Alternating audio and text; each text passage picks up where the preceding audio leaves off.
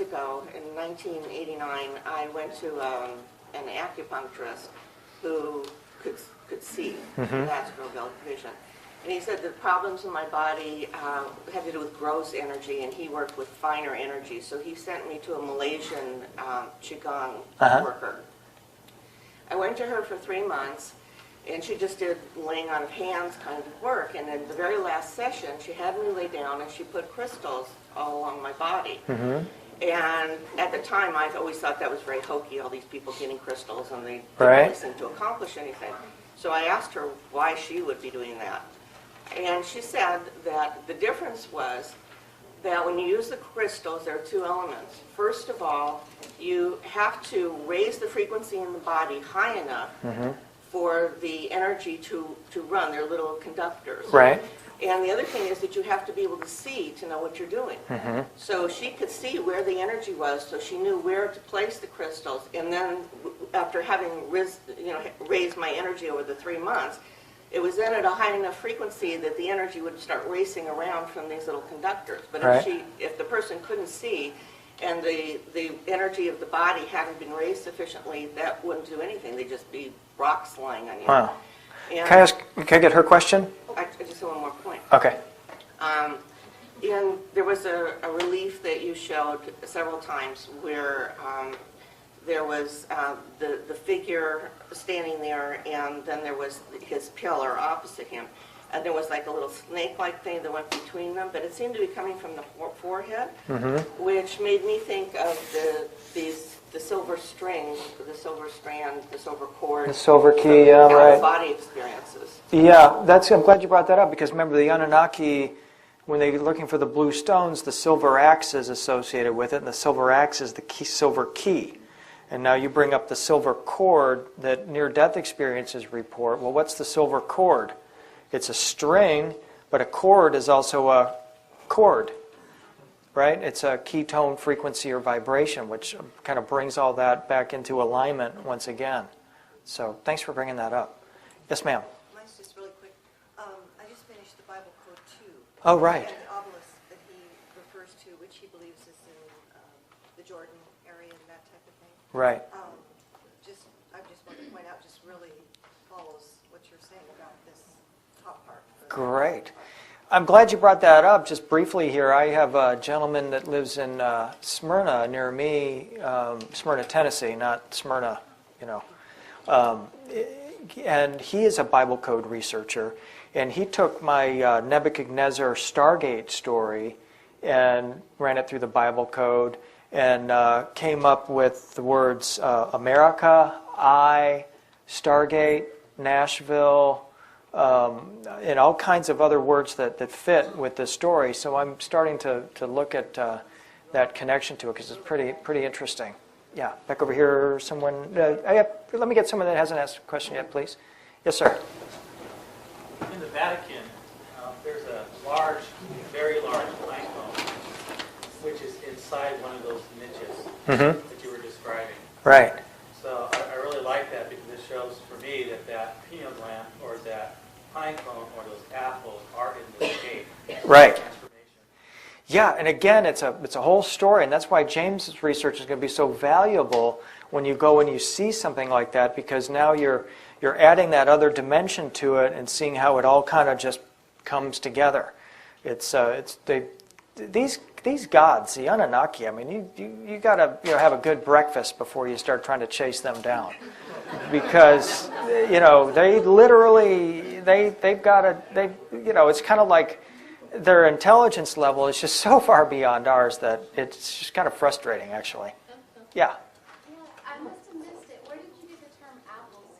Because there seem to be more grapes than apples. Yeah, the term apples actually came from France with that parchment that says blue apples. But the story is that the French said, forget about apples. We'll symbolize them by a cluster of our large grapes or blue apples. The word apple actually refers to anything round, as in a stone, as an orb, something along those lines. So while we think we're talking about literal apples, we're not talking necessarily about apples. It's kind of a catchphrase, actually. And you think of the apple that grew on the tree in Eden, which was never identified as an apple in the Bible or elsewhere. It's just the fruit. But the blue apples is just a kind of a term that stuck with me. Let me go back over here. Yes, ma'am.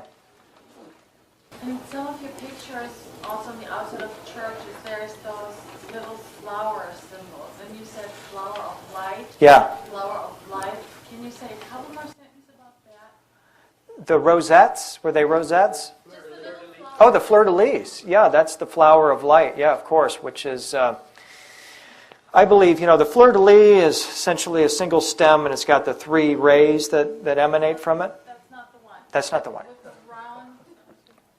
The round rosette ones. Which is like the Rosicrucian rose symbol, you mean? All of those are symbol. The rose means raz, which is wisdom.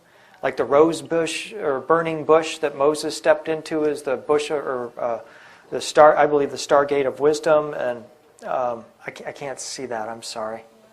Let me get to another question. Okay, yes, sir. Yeah, William, I'm new to this, and I enjoyed your talk. I'm wondering, is there some way to incorporate what you've told us, like, into our daily life?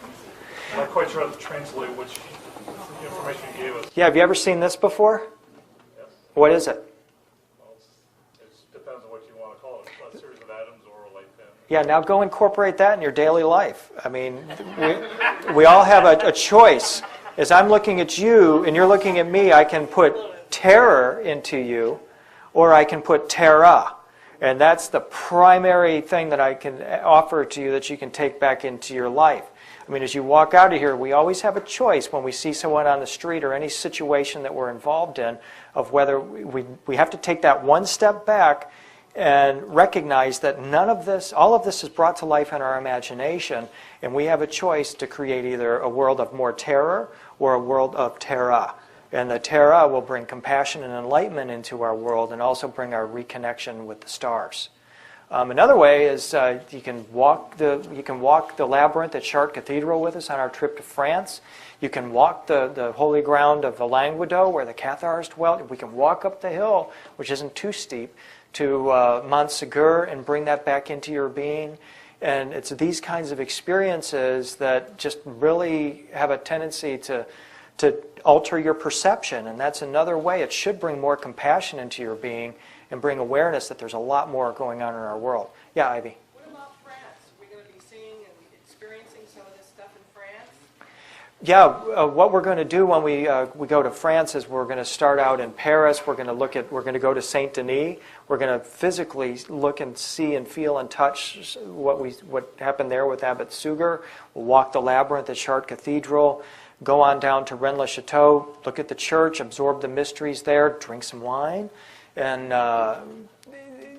indulge ourselves in the mineral baths at Rennes-le-Ben, which are also imbued with some of these elements. My sister had a face-to-face sighting with a fairy at Rennes-le-Ben. So anything's possible once you get over into some of these areas. And way in the back, yes, sir?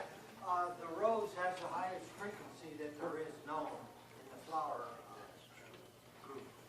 And the blue rose, like the blue apple, is a symbol for the impossible. Yes, ma'am.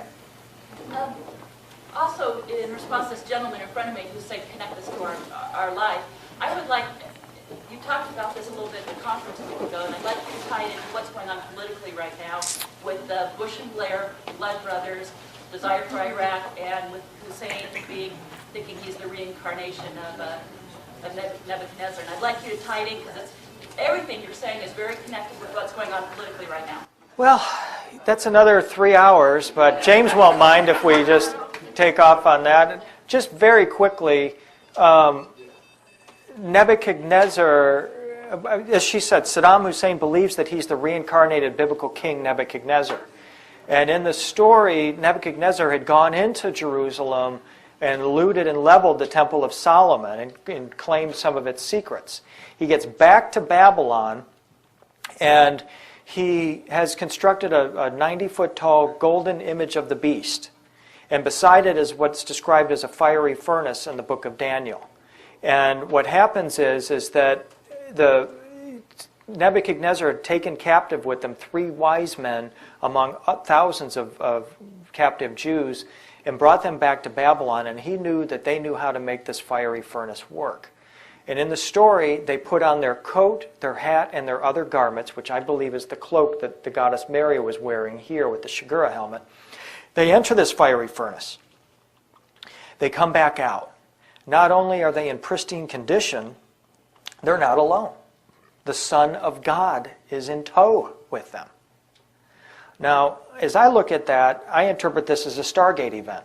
These three wise men put on their coat and their hat and that took them far into the universe, and they went far into the universe. And they came back out with the Son of God in tow. Now, the book of Daniel doesn't say what happened after that. If this guy stayed for lunch, if he stayed for dinner, or just exactly what happened. They just omit it from there. But the connection here with your question is this. The prophet Jeremiah is said to have taken the Ark of the Covenant from the Temple of Solomon before Nebuchadnezzar destroyed it, and along with the Princess Tara took it to the Tara Hill in Ireland, where the whole mythology of Ea and the Blue Stones is well known and well documented. And so it's like what they're doing is playing a game here that Nebuchadnezzar or terror might have certain parts of the secrets, but the ultimate parts are going to be withheld. And in my research, what I'm trying to look for is evidence that we're not moving into more terror in our world, that indeed terra is bringing itself forward. Because I believe that, as the second law of thermodynamics says, that for every action there's an equal but opposite reaction. So the more they push terror on us in the collective consciousness, that means that terra should begin to exert itself. And lo and behold, here comes the discovery at the hill of Tara that there's this enormous temple system underneath the hill there. And the Irish researchers that I am networking with and going to visit in Ireland, and by the way, you're all welcome to come to Ireland with me too and looking for the Ark and networking with these guys, is the consensus is that is one of Ea's laboratories. And which means that if as Terra pushes forward, Terra is also coming forward, and ultimately, I believe Terra will indeed win over terror. So, yes, ma'am. It's good to be in your presence. The humor comes across. Oh, good. Close to radio. It's been fun. I'd love to hear more about the trip to Ireland. Mm-hmm. But the question that I have has to do with a question that was sparked here, and then I think, Linda, you've carried on with that. And that was the question of what we can do now. And everything I hear and what you're saying is look for the goddess rising. Mm-hmm. Look for the goddess rising. Right. And if you keep looking, that is part of what that transformation is about. Every time I hear you, I get that message more and more and more. Right. And what you bring are the ways to look for it. Right. You bring us keys to look for it. It's like it's lifting the serpent. Remember, Moses talked about that, and that's often that's associated with the return of the Christ or Messiah, as the serpent that is lifted, the Son of Man. And we saw Pallas Athena with her rod, with the serpent at her feet that she's going to lift. And actually, we're not so much looking for the goddess out here. We're looking, how do we lift the serpent within and bring up the god and goddess within ourselves? Ea, again, is male-female duality. So while I'm showing him as male, the stories indicate he's clearly more male-female. And so that's all that's within us, and that's something in the blood is the blue stones, the elements that come from out here that make us up. But I believe that Ea also deposited knowledge within our DNA about how to activate this body system so that we can reclimb the ladder. Now your new book, the Blue Apples, which is an old book, Right. with a new cover, Yeah. is it also updated? No, I'm going to be updating it later this year, though. Okay. Thank you, though, very much. I'm glad you brought that up. Yes? Yeah, you actually just touched on it. We were talking about how we can learn to activate this within ourselves.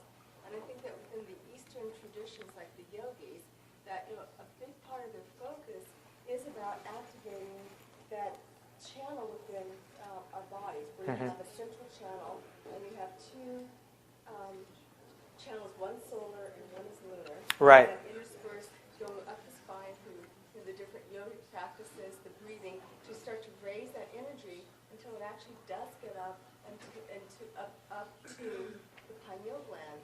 And when the pineal gland is activated by these techniques, that it begins to secrete a substance that then goes into the brain and brings about Right. illumination and enlightenment. That secretion you just described is the whole secret. That's it. So it means it's actually within us, Yes, right? definitely. Definitely.